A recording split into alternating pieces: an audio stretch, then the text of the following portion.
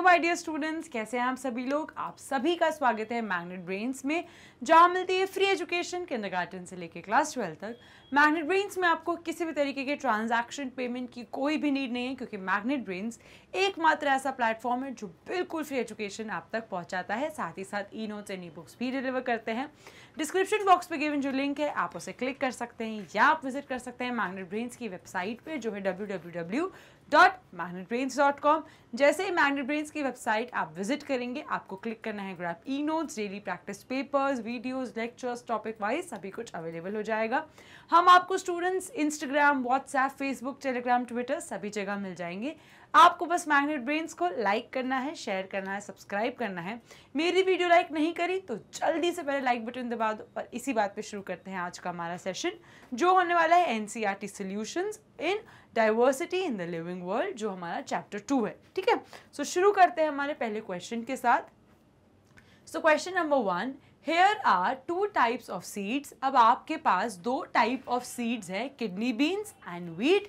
आपको बताना है what difference do you find among the two roots, leaf venation and their plants। अब आपको इन दोनों के रूट के बारे में डिफरेंस, इन दोनों के लीफ के वेनेशन के बारे में डिफरेंस आपको समझाना है। और साथ ही साथ आपको बताना है कि बेसिकली ये दोनों प्लांट्स, ये दोनों जो सीड्स हैं, इनमें क्या डिफरेंस है। तो देख लेते हैं हमने आंसर को। तो स्टूडेंट्स, जो हमारे वीट है, जो यहाँ पे आप देख सकते हैं वीट है, वो क्या है, वो मोनोकॉट है, यानी कि मोनोकॉटिलिडन। जब भी एक कॉटिलिडन, सिंगल कॉटिलिडन प्रेजेंट होता है, उन सीड्स को हम मोनोकॉट्स कहते हैं, यानी कि मोनोकॉटिलिडन। जब भी दो सीड्स होते हैं, जैसे कि किडनी बीन्स, दो कॉटिलिडन्स प्रेजेंट होते हैं, तो उनको हम कहते हैं डाइकॉट्स। Is that clear? दो सीड्स नहीं, दो कॉटिलिडन्स होते हैं, तो उनको हम कहते हैं dicots.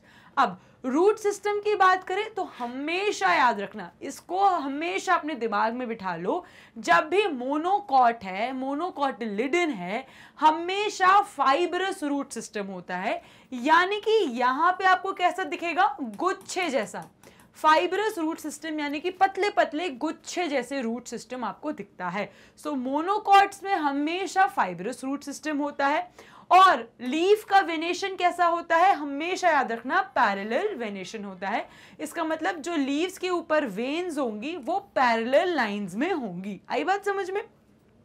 So monocot will have fibrous root system, जिसका मतलब है कि dense network of thin roots. यहाँ पे देख रहे हो पतली पतली गुच्छे जैसा network, bunch of thin roots दिखते हैं। पैरेलल वेनेशन का मतलब veins run parallel along the leaves. ये जो लीव्स है, इस लीव्स के ऊपर पैरेलल लाइन में वेन्स रन करेगी।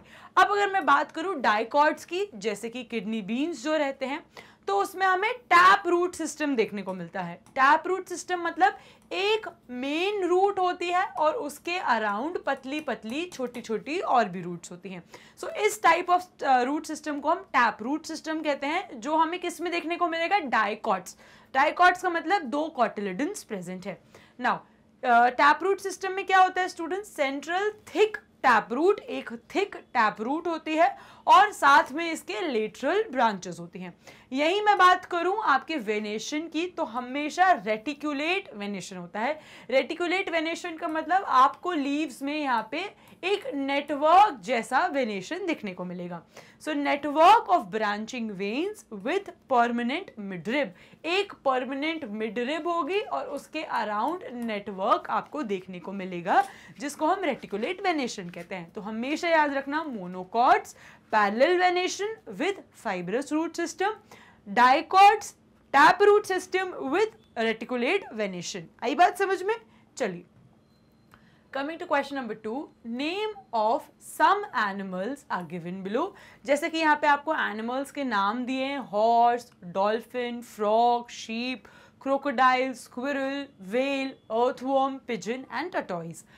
अब आपको यहाँ पे group them based on their habitat. अब आपको इनको बेस्ड ऑन देयर हैबिटेट आपको इनको ग्रुप करना है। Write the names of aquatic animals marked with A. अब ए में ए का आपको एक्वेटिक एनिमल्स लिखना है, यहाँ पे आपको एक्वेटिक एनिमल्स लिखना है। टेरेस्ट्रियल एनिमल्स आपको बी में लिखना है, तो यहाँ पे आपको टेरेस्ट्रियल एनिमल्स के बारे में लिखना है। आई बात समझ में? अब ये जो सी है, यहाँ पे आपको एम्फीबियंस के बारे में लिखना है। किसके बारे में लिखना है? एम्फीबियंस। एम्फीबियंस ऐसे एनिमल्स हैं जो वाटर में भी रह सकते हैं, साथ ही साथ लैंड पे भी रह सकते हैं। और कौन से animals? Horse, dolphin, frog, sheep, crocodile, squirrel, whale, earthworm, pigeon और टॉर्टोइज में से आपको फिगर आउट करना है कि कौन से एक्वेटिक है, कौन से टेरेस्ट्रियल है और कौन से एम्फीबियंस है। तो ये रहे आपके आंसर्स। एक्वेटिक एनिमल्स है डॉल्फिन और व्हेल, जो सिर्फ पानी में रहते हैं, जिनका हैबिटेट क्या है? एक्वेटिक हैबिटेट है। टेरेस्ट्रियल एनिमल जिनका हैबिटेट टेरेस्ट्रियल है, लैंड है, वो है हमारे हॉर्स, शीप, स्क्विरल, अर्थवर्म और पिजन। अब मैं बात करूं एम्फीबियंस, जो दोनों लैंड और वाटर दोनों में रह सकते हैं, वो है frog, crocodile and tortoise. Is that clear? चलिए, coming to next question, question number 3। Manuj mother maintains a kitchen garden. अब मनु जो है उसकी मदर एक किचन गार्डन को मेंटेन करती हैं। One day she was digging out radish from the soil. एक दिन वो radish को soil से dig कर रही थी। She told Manu that radish is a kind of root. Radish भी एक root का ही kind है। Examine a radish and write what type of root it is.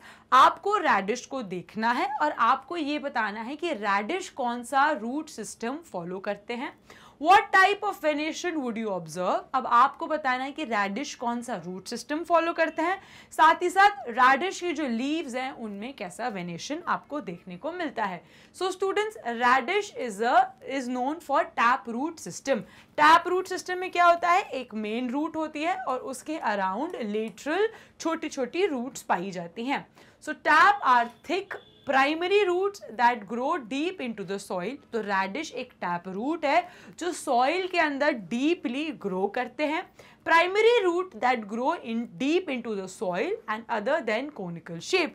अब ये एक टैप रूट के शेप में दिखते हैं। लीफ का जो वेनेशन होता है, आपको जो रैडिश की लीव्स दिखेंगी, दे एग्जिबिट रेटिकुलेट वेनेशन, यानी कि टैप रूट कैसा शो करते हैं? एक मेन मिडरिब होगी और उसके अराउंड ऐसे नेटवर्क ऑफ आपको वेनेशन देखने को मिलेगा। तो इस टाइप ऑफ सिस्टम को हम क्या कहते हैं? रेटिकुलेट वेनेशन, यानी कि एक मेन मिडरिब होगी, एक मेन मिडरिब होती है और उसके अराउंड नेटवर्क ऑफ वेनेशन आपको देखने को मिलता है, और उसके अराउंड नेटवर्क ऑफ वेनेशन आपको देखने को मिलता है। ठीक है, और इस सिस्टम को हम क्या कहते हैं? Reticulate venation. क्या कहते हैं? Reticulate venation. तो रैडिश कैसा टैप रूट कैसा रूट सिस्टम है? तो radish is a tap root, radish is a tap root with reticulate venation, with reticulate venation. तो ये रहा आपका आंसर। ठीक है, चलिए, coming to next question number 4। Look at the image of mountain goat. अब आपके पास है एक इमेज माउंटेन गोट की and a goat found in planes, और एक गोट है ये हमारी जो हमें प्लेन्स यानी कि लैंड एरिया में हमें आसपास देखने को मिलती है। Point out similarities and differences. अब आपको इन दोनों के बीच में क्या सेम है ये बताना है और इन दोनों के बीच में क्या डिफरेंट है आपको ये बताना है। सो आपको सिमिलैरिटीज एंड डिफरेंस के बारे में बताना है कि माउंटेन गोट और प्लेन गोट के बीच में क्या सिमिलर चीज़ें हैं और क्या डिसिमिलर चीज़ें हैं। ठीक है, और इनके बीच में क्यों सिमिलैरिटीज और डिसिमिलैरिटीज है ये भी आपको बताना है। तो सिमिलैरिटीज क्या है? दोनों ही गोट है, ये सबसे बड़ी सिमिलैरिटी है, और एक ही फैमिली को बिलोंग करते हैं। अब गोट है तो दोनों ही एक ही फैमिली को बिलोंग करेंगे। हर्बीवोर डाइट, दोनों ही हर्बीवोर होते हैं। बोथ आर हर्बीवोर्स, यानी कि दोनों ही प्लांट्स बेस्ड प्रोडक्ट्स खाते हैं या प्लांट्स का यूटिलाइजेशन करते हैं। That is they eat plant including root, stem and leaves, यानी कि वो प्लांट और प्लांट के पार्ट्स ही खाते हैं जो हर्बीवोर्स खाते हैं। तो बेसिकली दोनों ही गोट हैं, दोनों ही एक फैमिली से बिलोंग करते हैं और दोनों ही हर्बीवोर डाइट रखते हैं, यानी कि दोनों ही प्लांट और प्लांट के प्रोडक्ट्स ही खाते हैं। ठीक है, अब आते हैं हम नेक्स्ट डिफरेंसेस में। तो माउंटेन गोट जो है वो माउंटेन में मिलती है, माउंटेन के अकॉर्डिंग उसका फीचर्स होंगे। प्लेन गोट जो है जो प्लेन एरियाज में मिलती है तो उसके जो सराउंडिंग्स के अकॉर्डिंग उसके फीचर्स होंगे। तो माउंटेन गोट जो है उसके थिक लॉन्ग फर होते हैं क्योंकि माउंटेन का टेम्परेचर बहुत ही ठंडा रहता है, इसीलिए उनको ठंड से बचाने के लिए, इतने हार्श वेदर से बचाने के लिए उनका जो चमड़ी होती है वो थिक होती है, कोट थिक होता है और उनके फर्स होते हैं। यही जो प्लेन गोट्स होती है उनका शॉर्टर फर होता है, उनका फर इतना ज़्यादा नहीं रहता, थोड़ा कम फर होता है और वो गर्मी के अकॉर्डिंग उनका फर होता है, लेकिन इनका जो फर होता है वो थिक होता है माउंटेन के क्लाइमेट के अकॉर्डिंग। फिर आते हैं generally stockier and more muscular, adapted for climbing rocky terrains. अब इनको क्योंकि बहुत लंबे लंबे रॉकी माउंटेन्स, रॉकी टेरेन्स को ट्रैवल करना पड़ता है, चढ़ना पड़ता है, इसीलिए ये थोड़े से बल्कियर होते हैं और स्टॉकियर होते हैं। लेकिन ये जो रहते हैं वो लीनर होते हैं। लीनर का मतलब प्लेन गोट जो रहती है वो पतली होती हैं, लीन बॉडी रहती है, उनकी इतनी हैवी मस्कुलर बॉडी नहीं रहती, उनकी लीन बॉडी रहती है, यानी कि पतली होते हैं वो लोग। सूटेबल फॉर ओपन एरियाज, ताकि वो खुले मैदानों में आराम से घूम पाए। अब आते हैं specialized hooves with a rough texture. अब इनके जो ये देख रहे हो इनको हूव्स कहते हैं, तो इनके जो हूव्स होते हैं वो स्पेशलाइज्ड हूव्स बने रहते हैं माउंटेन्स के लिए और रफ होते हैं ताकि ये बेटर ग्रिप, अब इनको पहाड़ चढ़ने हैं, माउंटेन रॉकी एरियाज में चढ़ना है, तो इनके जो हूव्स होते हैं, जो पंजे होते हैं वो रफ होते हैं ताकि ये आराम से माउंटेन पे ग्रिप बना सकें। ठीक है, अब hooves more suited for the walking. अब यहाँ पे जो इनके हूव्स हैं वो प्लेन एरिया में, जो नॉर्मल लैंड एरिया में चलने के लिए ज़रूरी रहते हैं, क्योंकि इनको वॉक करना होता है, उसके अकॉर्डिंग रहते हैं। ठीक है, ताकि ये फ्लैट में, ग्रासी एरिया में, प्लेन एरिया में इजीली वॉक कर पाए। तो ये हो गए इनके डिफरेंसेस। अब स्टूडेंट्स इनमें क्यों डिफरेंस था? तो इनमें डिफरेंस इसलिए था क्योंकि माउंटेन गोट को माउंटेन में सर्वाइव करना है, तो उसका अडेप्टेशन माउंटेन के अकॉर्डिंग था।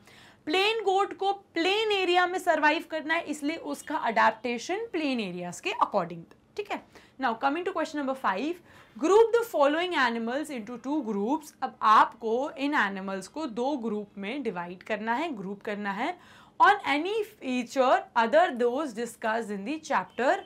अब आपको इसके अलावा जो भी हमने चैप्टर में फीचर्स डिस्कस करे थे उसके अलावा आपको इनको फीचर्स में अलग अलग ग्रुप करना है।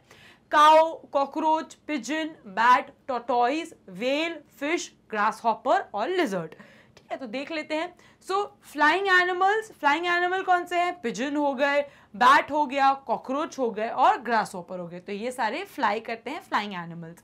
नॉन फ्लाइंग एनिमल्स क्या है? नॉन फ्लाइंग एनिमल्स हैं हमारे cow, whale, lizard, tortoise and fish. तो ये फ्लाई नहीं कर सकते। इस चैप्टर में हमने क्या क्या डिस्कस करे थे? टेरेस्ट्रियल और एक्वेटिक एंड एम्फीबियंस।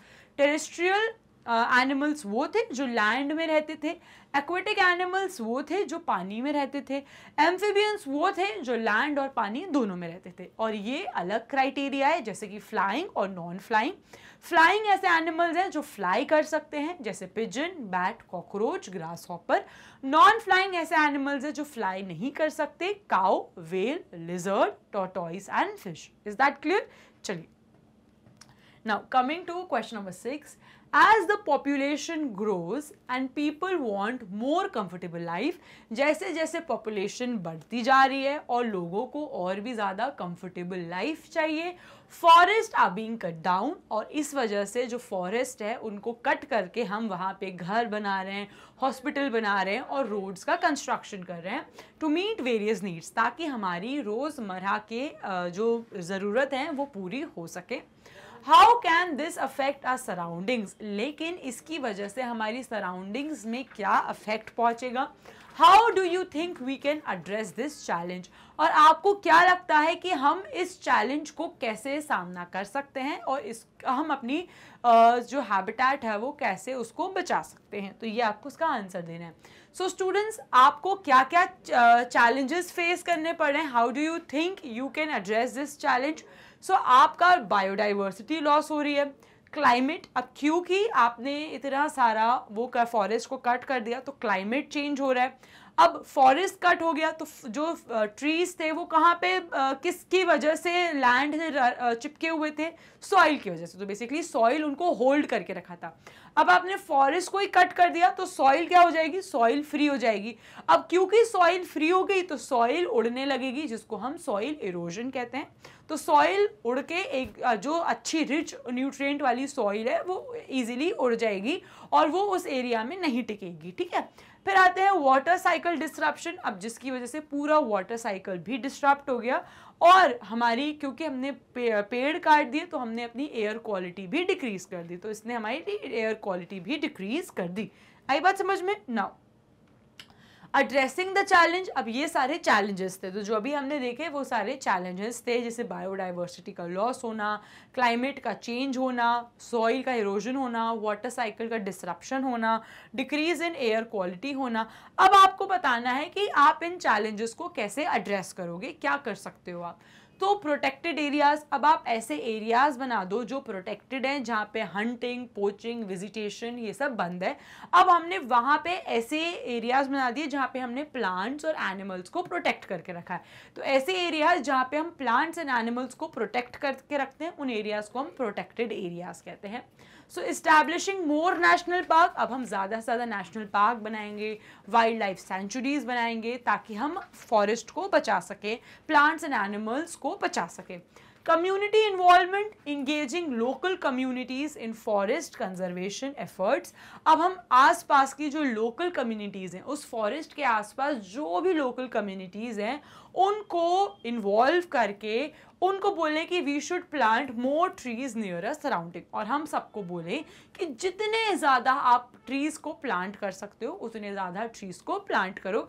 क्योंकि जहाँ लोग प्लांट्स को कट करके, ट्रीज़ को कट करके घर बना रहे हैं, वहीं पे अगर आप हर रोज़ या हर बार अपने बर्थडेज पे, कोई स्पेशल इवेंट पे एक ट्रीज़ प्लांट करोगे, सो आप कहीं ना कहीं कंपनसेट कर रहे हो उन ट्रीज़ के लिए जो कटते जा रहे हैं ऑन डेली बेसिस, ठीक है। लेजिस्लेशन मतलब implementation and enforcing laws that prevents illegal logging and deforestation.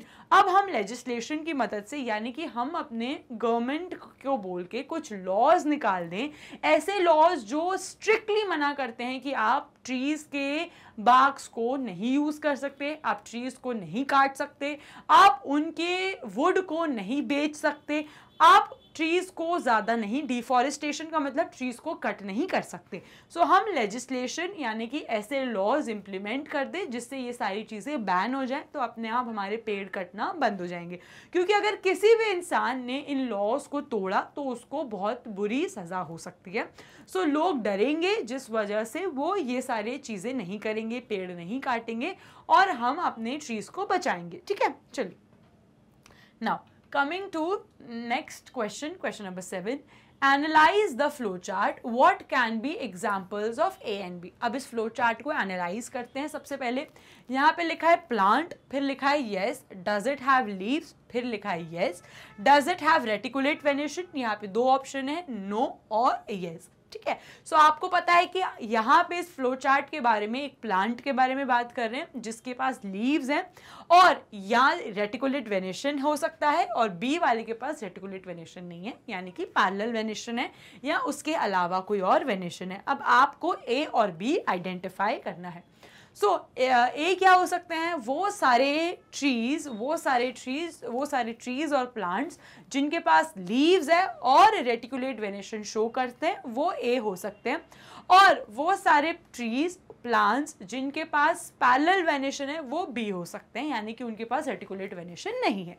तो रेटिकुलेट वेनेशन वाले सारे एग्जांपल्स लिख देते हैं, लाइक मैंगो, हिबिस्कस, रोज, चिकपी जिसको हम चना कहते हैं नॉर्मल लैंग्वेज में, या मस्टर्ड। अब बी क्या हो सकते हैं, वो सारे जिनके पास रेटिकुलेट वेनेशन नहीं है, यानी कि पैरेलल वेनेशन है। तो सारे एग्जाम्पल जो पैरेलल वेनेशन वाले होते हैं, वीट, मेज और ग्रास। तो ये जो बी है वो ऐसा कोई प्लांट है जो रेटिकुलेट वेनेशन नहीं शो कर सकता, ठीक है। चलिए now coming to question number 8, Raj argues with his friend, यानी कि राज जो है वो अपने फ्रेंड के साथ आर्ग्यू करता है और हिज फ्रेंड संजय, तो राज संजय के साथ आर्ग्यू करता है और वो कहता है गुड़हल, जिसको हम हिबिस्कस कहते हैं, प्लांट इज अ श्रब। तो राज कहता है कि hibiscus plant is a shrub. What question can Sanjay ask for clarification? लेकिन संजय ये कैसे मान ले? तो संजय कुछ क्वेश्चंस पूछेगा, आपको उन क्वेश्चंस को बताना है जो संजय अपना डाउट को क्लियर करने के लिए राज से पूछेगा। तो संजय पूछेगा what is the nature of its stem. अब आप जो कह रहे हो राज की जो हिबिस्कस है वो एक श्रब है, सो आपको पता है कि उसके स्टेम की कैरेक्टरिस्टिक क्या है, उसका स्टेम सॉफ्ट है, हार्ड है, टेंडर है, कैसा है, थिक है, थिन है, ये आपको बताना है। What is the height of the hibiscus plant? Hibiscus plant की हाइट क्या होती है? शॉर्ट होता है, मीडियम होता है, टॉल होता है। Is the stem of hibiscus गुड़हल plant woody? अब जो उसका स्टेम है वो वुडी है या सॉफ्ट है? तो ये आपको ये संजय क्वेश्चन पूछेगा राज से कंफर्म करने के लिए कि हिबिस्कस एक श्रब है या नहीं। ठीक है, चलिए। Now coming to next question, question number 9. Based on the information in the table, अब यहाँ पे इस टेबल में जो information given है, find out examples of these plants for each group. अब पहली information है type of the seed dicot, type of the root tap root. अब आपको example बताना है, तो ऐसे आपको plants के बारे में बताना है जो dicots हैं, मतलब दो cotyledon हैं, टैप रूट सिस्टम शो करते हैं, इनके बारे में आपको बताना है। फिर बी में मोनोकॉट, यानी कि एक सिंगल कॉटिलिडन है, मोनोकॉट है और वो फाइब्रस रूट सिस्टम शो करता है। अब क्वेश्चन है आपके पास, what other similarities do plant of group A have. अब प्लांट ए के जो ग्रुप है उनमें और क्या क्या सिमिलैरिटीज होती हैं, तो यहाँ पे आपको वेनेशन के बारे में बताना है कि जब भी टैप रूट होते हैं तो एक सिमिलर टाइप ऑफ वेनेशन हमें देखने को मिलता है, वो क्या होता है। What other similarities do plant of group B have? उसी तरह मोनोकॉट जो फाइब्रस रूट सिस्टम शो करते हैं वो भी एक same type of venation show करते हैं, और वो क्या है तो ये आपको बताना है। So students, example of group A and B.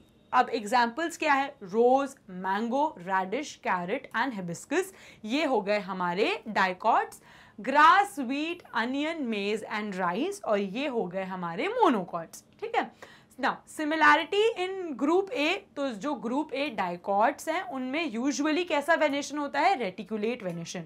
सो हमेशा याद रखना जो डाइकॉट्स होते हैं उनमें रेटिकुलेट वेनेशन होता है, और जो मोनोकॉट्स होते हैं उनमें पैरेलल वेनेशन होता है। तो dicots will have reticulate venation, यानी कि एक मिडरिब होगा और उस मिडरिब के अराउंड नेटवर्क ऑफ रूट्स आपको वेनेशंस आपको दिखने को मिलेंगी। और यही मोनोकॉट्स की बात करें तो ये जो लीफ है इसके अराउंड आपको ऐसे पैरेलल वेनेशन देखने को मिलेगा। कैसा वेनेशन देखने को मिलेगा, पैरेलल वेनेशन। ठीक है, now coming to question number 10, observe the label part of a duck in the picture given below. अब आपको ये जो डक का लेबल पार्ट है, जैसे कि आप देख सकते हैं ये लेबल्ड है वेब्ड फीट, और what difference do you observe in the feet of the duck when compare to the bird. अब यहाँ पे डक का इमेज गिवन है और यहाँ पे पिजन का इमेज गिवन है। अब आपको इन दोनों के बीच में कंपैरिजन करना है। Which activity would duck be able to perform using this part? अब ये जो पार्ट है वेब्ड फीट, इसको यूज करके डक क्या एक्टिविटी परफॉर्म करेगी। So difference in the feet, duck जो है उसके पास ऐसे वेब्ड ऐसे होते हैं ना, वेब्ड फीट होते हैं, ये सब आपस में कनेक्टेड होते हैं।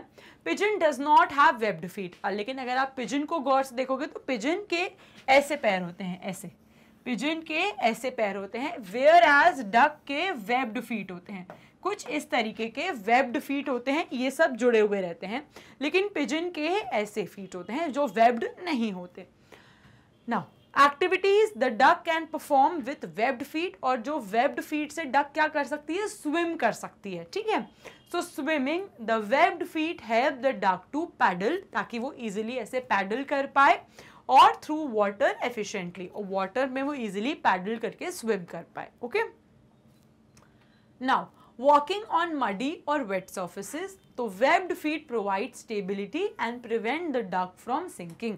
और जो डक है वो वेट लैंड्स हो गए या मडी बहुत मिट्टी वाले एरिया हो गए, गीली मिट्टी वाले एरिया में इजीली चल सकती हैं, क्योंकि ये जो वेब्ड फीट है इनको, ताकि ये सिंक ना कर जाए, अंदर धंस ना जाए, इससे बचाते हैं और वो इजीली सर्फेस पे, ऐसे सर्फेस पे वॉक कर सकती हैं।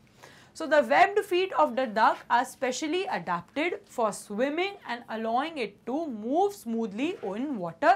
अब ये जो webbed feet होते हैं ये डक को ऐसे एरियाज में वॉक करने में और स्विमिंग करने में हेल्प करते हैं। ठीक है, चलिए नाउ इसी के साथ हमने फिनिश कर लिए हैं हमारे NCERT सॉल्यूशंस ऑफ चैप्टर 2। अगर आपको ऐसी नॉलेजेबल नॉलेज गेन करनी है तो फॉलो करते रहिए मैग्नेट ब्रेन्स को। Magnet brains e notes and e books भी प्रोवाइड करते हैं। डिस्क्रिप्शन बॉक्स पे गिवन जो लिंक है आप उसे क्लिक कर सकते हैं या आप विजिट कर सकते हैं मैग्नेट ब्रेन्स की वेबसाइट पे जो है www.magnetbrains.com। मैग्नेट ब्रेन्स की वेबसाइट स्टूडेंट आप अपने फ़ोन, लैपटॉप, कंप्यूटर, टैबलेट कहीं पे भी एक्सेस कर सकते हैं। आपको बस इस ऑप्शन पे क्लिक करना है जो है grab e notes. Daily practice papers, videos, lectures, topic wise, subject wise सभी कुछ अवेलेबल हो जाएगा। मैग्नेट ब्रेन्स के दोनों ही मीडियम्स यूट्यूब पे अवेलेबल हैं, इंग्लिश एंड हिंदी मीडियम दोनों ही। CBSE board, Delhi board, Bihar board, UP board, Rajasthan board, MP board के साथ साथ मैग्नेट ब्रेन्स कई और कोर्सेज भी प्रोवाइड करते हैं, जैसे Vedic maths, crash course and spoken English. Students, Magnet Brains आपको Instagram, WhatsApp, Facebook, Telegram, Twitter, YouTube सभी जगह मिल जाएगा। आपको बस मैग्नेट ब्रेन्स को लाइक करना है, शेयर करना है, सब्सक्राइब करना है। अगर मेरी वीडियो लाइक नहीं करी तो जल्दी से पहले लाइक बटन दबा दो। और इसी बात पे मिलते हैं अगले सेशन में। Till then stay tuned, happy learning and have a nice day.